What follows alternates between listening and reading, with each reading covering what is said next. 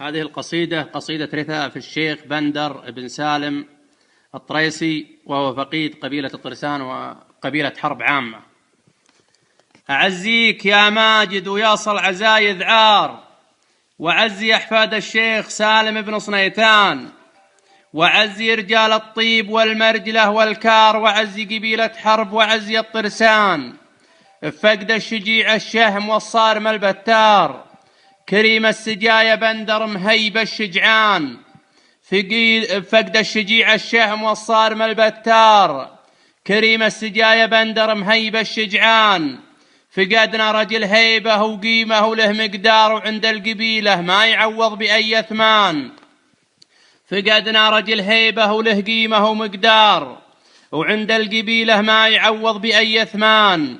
عطاها الله الحكمة وعاقل ما هو ثرثار، وينظر الربع كل أبوهم تقول أخوان.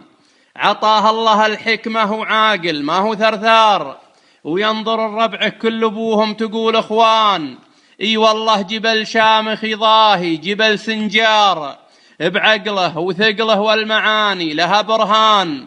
ولد سالم وجده صنيتان راعى الثار، شيوخ الأصيلة وأهل اسنان وأهل عنان. ألا يا إله الكون يا والي الأقدار، بعطفك ولطفك يا إلهي عظيم الشان، جعل جنة الفردوس دارهم على الأبرار.